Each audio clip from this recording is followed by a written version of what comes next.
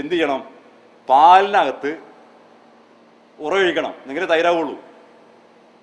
ആ ഉറ ഒഴിക്കുന്നത് ചെറുനാരങ്ങ പിഴിഞ്ഞ് വേണമെങ്കിൽ നിങ്ങൾക്ക് ഒഴിക്കാം, അല്ലെങ്കിൽ പുളി പിഴിഞ്ഞാണ്ട് വേണമെങ്കിൽ നിങ്ങൾക്ക് ഒഴിക്കാം, അല്ലെങ്കിൽ പുളിയുള്ള വേറെ എന്തെങ്കിലും വേണമെങ്കിൽ ഒഴിക്കാം.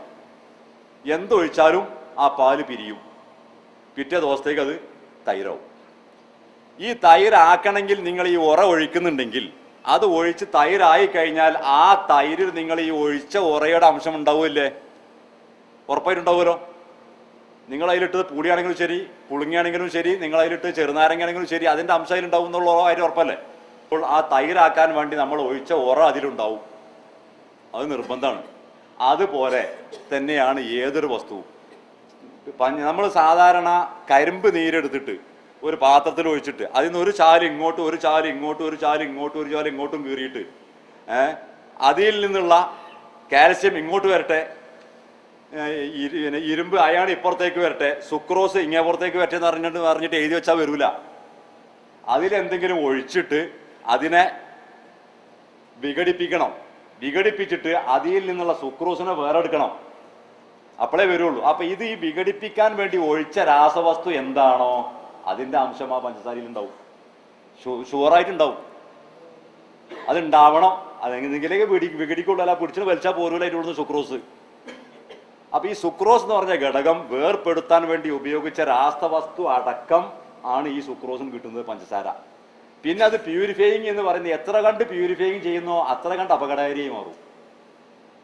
ആദ്യം പിന്നെ വലിയ വലിയ കല്ല് പോലെ കഷ്ണമായിട്ട് കിട്ടും. അത് വീണ്ടും പ്യൂരിഫൈ ചെയ്യുമ്പോൾ അതിൽ എന്തെങ്കിലും മിനറലിന്റെ മറ്റുള്ളതിന്റെ വല്ല അംശങ്ങളുണ്ടെങ്കിൽ അതും കൂടി ഒഴിവാകും. അപ്പൊ കുറച്ചും കൂടി ഫൈൻ കൂടിയാവും. അപ്പൊ എത്ര കണ്ട് പിന്നെ ആവർത്തന പ്യൂരിഫൈയിങ് നടക്കുന്നോ അത്ര കണ്ട് അത് കൂടുതൽ ദോഷമായിട്ട് മാറും. ഈ സുക്രോസ് ആണ് ഇതിലത്തെ ഏറ്റവും വലിയ അപകടകാരി. അത് ശർക്കരയാവുമ്പോൾ എല്ലാത്തിൻ്റെയും കൂടെയാണ് വരുന്നത്, ഈ മിനറലുകളും മറ്റുള്ള. അപ്പൊ ശരീരത്തിന് ഗുണം ചെയ്യുന്ന ഒരുപാട് വസ്തുക്കളുടെ കൂടെ ഇതും വരുമ്പോൾ അത്ര അധികം ദോഷം പതിക്കില്ല. അത് നേരെ മറിച്ച് അതിലത്തെ അപകടകാരിനെ മാത്രമാണ് വേറെടുത്തിട്ട് ശരീരത്തിലേക്കാണ് പ്രയോഗിക്കുമ്പോൾ അത് നേരിട്ട് രക്തത്തിലൊക്കെ ആണ് കയറും. പിന്നെ ഈ പഞ്ചസാരക്ക് വേറെ തകരാറുണ്ട്. മധുരം പറയുമ്പോൾ അത് തന്നെ ഒരു വിഷയമാക്കിയിട്ട് തന്നെ എടുക്കണം. അത്രയും വിപുലമാണ് ആ വിഷയം പറയാനുള്ളത്. ഞാൻ ഇപ്പോൾ ചുരുക്കി പറയുകയാണ്, കാരണം മധുരം എന്ന് പറഞ്ഞാൽ വലിയൊരു മേഖലയാണ്. ഈ പഞ്ചസാര നിങ്ങൾ കഴിച്ചെന്നിരിക്കട്ടെ, പഞ്ചസാര നിങ്ങൾ അധികം തിന്നാൽ അത് ദഹിപ്പിക്കാനുള്ള ശേഷി നിങ്ങളുടെ ആമാശയത്തിനില്ല. ആമാശയത്തിന് സ്വന്തമായിട്ട് പഞ്ചസാര ദഹിപ്പിക്കാനുള്ള ശേഷിയില്ല. പിന്നെ എന്ത് ചെയ്യും? ആമാശയം അത് ദഹിപ്പിക്കും. അത് ദഹിപ്പിക്കാൻ വേണ്ടി ശരീരത്തിൽ നിന്നുള്ള വിറ്റാമിൻ ബിയെ സ്വീകരിക്കും. ശരീരത്തിലുള്ള വിറ്റാമിൻ ബിയെ സ്വീകരിച്ചിട്ട് ആ വിറ്റാമിൻ ബിയുടെ കൂടി സഹായത്തോടു കൂടിയാണ് നിങ്ങൾ ആമാശയത്തിൽ നിന്ന് ആ പഞ്ചസാര ദഹിക്കുന്നത്. അതോടുകൂടി എന്തോ നിരന്തരം നിങ്ങൾ പഞ്ചസാര കഴിച്ചാൽ എന്ത് സംഭവിക്കും? ശരീരത്തിലെ വിറ്റാമിൻ ബി മുഴുവൻ ആമാശയം വലിച്ചെടുക്കപ്പെടും. വിറ്റാമിൻ ബി മുഴുവൻ ആമാശയം വലിച്ചെടുത്താൽ എന്ത് സംഭവിക്കും? നിങ്ങളുടെ ഞരമ്പുകളുടെ സംരക്ഷണത്തിൽ മുഖ്യ പങ്ക് വഹിക്കുന്ന വസ്തുവാണ് ഏത്? Vitamin B. ശരീരത്തിൽ നിന്ന് നിങ്ങൾ കഴിച്ച പഞ്ചസാര ദഹിപ്പിക്കാൻ വേണ്ടി ശരീരത്തിൽ നിന്ന് ആമാശയം വിറ്റാമിൻ ബി സ്ഥിരമായിട്ട് വലിച്ചെടുക്കുന്നതോടുകൂടി നിങ്ങളുടെ ഞരമ്പുകളൊക്കെ വീക്കാവും. ഞരമ്പ് വീക്കായാൽ എന്ത് സംഭവിക്കും? ഞരമ്പ് വീക്കൻസ് നിങ്ങളെ പ്രമേയത്തിൽ കൊണ്ടെത്തിക്കും.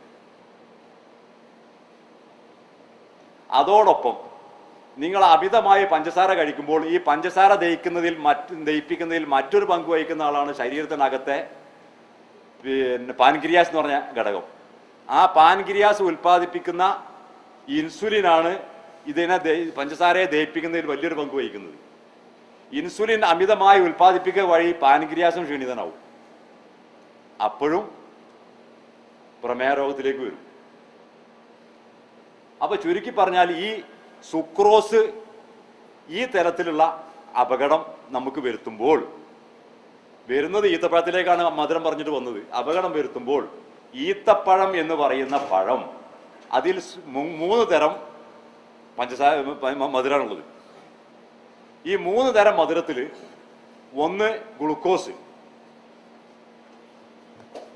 മറ്റൊന്ന് ഫ്രക്ടോസ്. ഈ ഫ്രക്ടോസും ഗ്ലൂക്കോസും മധുരം തന്നെയാണ്, പക്ഷെ അത് ദഹിക്കാൻ കൂടുതൽ സമയം വേണ്ട, ആമാശയത്തിന് പ്രയാസം ഉണ്ടാക്കില്ല. അതേസമയത്ത് സുക്രോസ് അതിലുണ്ട്, കുറഞ്ഞ അംശമേ ഉള്ളൂ. ആ സുക്രോസിനെ ദഹിപ്പിക്കാൻ, ഈ കുറഞ്ഞ അംശം വരുന്ന സുക്രോസിനെ ദഹിപ്പിക്കാനുള്ള വിറ്റാമിൻ ബിയും ആ പഴത്തിൽ തന്നെ ഉണ്ട്. അതുകൊണ്ട് നിങ്ങൾ ശരീരത്തിലെ സ്റ്റോക്കുള്ള വിറ്റാമിൻ ബി വലിച്ചെടുക്കേണ്ട ആവശ്യം ഈ ഈത്തപ്പഴം ദഹിപ്പിക്കാനില്ല.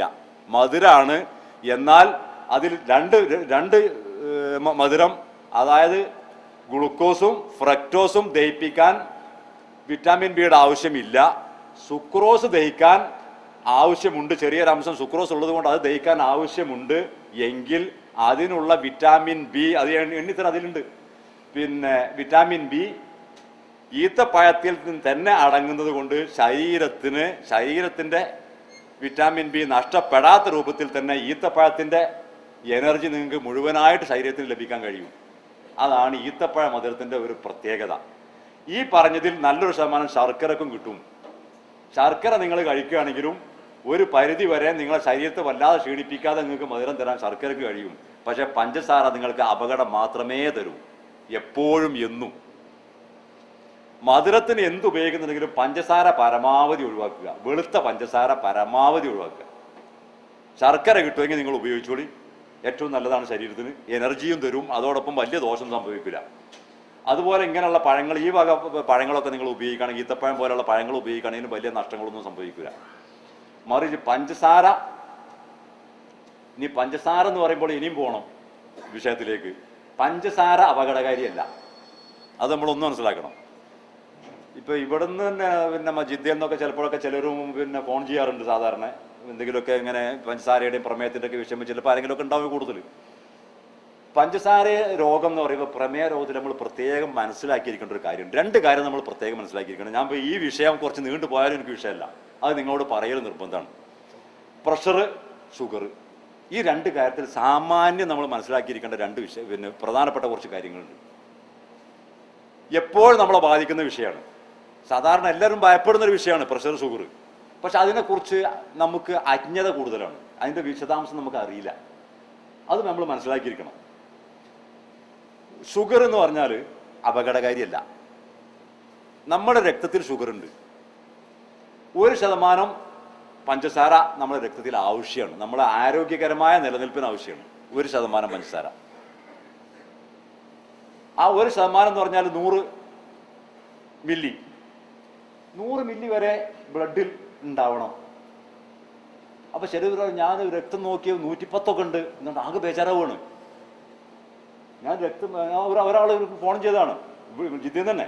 അങ്ങനെ ഫോൺ ചെയ്ത ഡോക്ടർ എങ്ങനെയൊക്കെ ഒരു പ്രശ്നമുണ്ട്, പിന്നെ പ്രഷർ പ്രമേഹം വല്ലാതെ പിന്നെ കൂടുതലായിരിക്കുകയാണ്. പിന്നെ ഞാനിപ്പോൾ ഇങ്ങോട്ട് ഡോക്ടറെ അടുത്ത് പോയിരുന്നു, അങ്ങനെ മരുന്നൊക്കെ പിന്നെ ഡോക്ടർ എഴുതി തന്നിട്ടുണ്ട്. അപ്പോൾ ഏതാ മരുന്ന് ചോദിച്ചു, മരുന്നൊക്കെ പറഞ്ഞു തന്നെ അദ്ദേഹം ഫോണിൽ മരുന്നിൻ്റെ പേരൊക്കെ. ഞാൻ ചോദിച്ചു നിങ്ങൾക്ക് എത്ര ഉണ്ടെന്ന് ചോദിച്ചു. വളരെ കൂടുതൽ 110 ഉണ്ട്. ഞാൻ പറഞ്ഞു 110 ആണോ ചോദിച്ചു, കറക്റ്റാണോ ചോദിച്ചു. അതേ പറഞ്ഞു. 110 ഉണ്ടെങ്കിൽ അത് ആരാങ്ങോട് മരുന്ന് കുടിക്കണം എന്ന് പറഞ്ഞു ചോദിച്ചു. അങ്ങനെ നമുക്കൊരു സംസാരിച്ചു. അപ്പോൾ ഞാൻ പറഞ്ഞതെന്ന് വെച്ചിട്ടുണ്ടെങ്കിൽ അപ്പം നമ്മൾ മനസ്സിലാക്കിയിരിക്കണം, ഈ 100 മില്ലി എന്ന് പറഞ്ഞാൽ മനുഷ്യ ശരീരത്തിൽ രക്തത്തിൽ ആവശ്യമാണ്. ഏതൊരുത്തനും ഉണ്ടാവും, നിങ്ങൾക്കൊക്കെ പരിശോധിച്ചാൽ കാണുക. അപ്പം അത് ബേജാറാകേണ്ടതല്ല, അത് രക്തത്തിലുള്ളതാണ്. ഈ 100 മില്ലിയിൽ കുറഞ്ഞാൽ രോഗമാണ്. അങ്ങനെ 100 മില്ലി ഉണ്ട് എന്ന് പറഞ്ഞുകൊണ്ട് രക്തത്തിലുള്ള ഷുഗർ കുറക്കാൻ വേണ്ടി ഡോക്ടറിൽ നിന്ന് മരുന്ന് വാങ്ങി കൊടുത്താൽ കുടിച്ചു കഴിഞ്ഞിട്ടുണ്ടെങ്കിൽ എന്താണെന്ന് പറയുന്നത്, നിങ്ങളുടെ രക്തത്തിലെ ഈ 100ന്റെ താഴത്തേക്ക് പോരും, 60, 70, 50 ഒക്കെ ആയി പോരും. ഒരു 50-ലേക്കൊക്കെ കണ്ട് പിന്നെ ഷുഗർ വന്നിട്ടുണ്ടെന്നുണ്ടെങ്കിൽ തല ബോധം കെട്ട് വീഴും. ഒരു 40, 50-ലേക്കൊക്കെ ഷുഗർ കുറച്ചിട്ടുണ്ടെങ്കിൽ തളർന്നു വീഴും, അബോധാവസ്ഥയിലേക്ക് പോവും. അതുപോലെ ഒരു 150, 200 അങ്ങോട്ട് കയറി പിന്നെ ഓർക്കാപ്പുറത്ത് കയറിപ്പോയാലും ഇതേ അവസ്ഥ ഉണ്ടാവും. കൂടിയാൽ എന്തുണ്ടാകുന്നോ അതേ അവസ്ഥ കുറഞ്ഞാലും ഉണ്ടാവും. അപ്പൊ ഈ 100, 110, 120 ഇതൊന്നും ചികിത്സ തേടേണ്ട മേഖലയല്ല. പിന്നെ അത് തന്നെയും അതിലും പഠിക്കാണ്ട് കുറെ. അതായത് ഷുഗർ സാധാരണ നിങ്ങൾ ഭക്ഷണം നോക്കേണ്ടത് എപ്പോഴാന്ന് വെച്ചിട്ടുണ്ടെങ്കിൽ ഫാസ്റ്റിലാണ്. അതായത് നിങ്ങൾ രാത്രി ഭക്ഷണം കഴിച്ച് കിടന്നാൽ രാവിലെ വെളുപ്പിന് എണീറ്റാൽ പച്ചവെള്ളം മാത്രമേ കുടിക്കാവൂ, എന്നിട്ട് നോക്കണം, വേറെ ഭക്ഷണമൊന്നും കഴിക്കാതെ. ഒരു 6 മണിക്കൂർ 7 മണിക്കൂറിൻ്റെ അകലം വേണം ഭക്ഷണവും നിങ്ങൾ രക്തം പരിശോധനയും കൂടി ആയിട്ട്. ഈ അകലം നിങ്ങൾ കൊടുത്താൽ നിങ്ങളുടെ രക്തത്തിലുള്ള ഒറിജിനൽ കിട്ടും. അതേ സ്ഥാനത്ത് നിങ്ങൾ നല്ല സുന്ദരമായിട്ട് ചായയും കടിയും എന്തെങ്കിലുമൊക്കെ വയറ് നിറച്ച് തിന്നിട്ട് പോയിട്ട് നിങ്ങൾ ഡോക്ടറെ അടുത്ത് പോയിട്ട് ബ്രേക്ക്ഫാസ്റ്റ് ഒക്കെ ഇവിടുന്ന് കഴിച്ചിട്ട് പോയിട്ട് ഡോക്ടറെ അടുത്ത്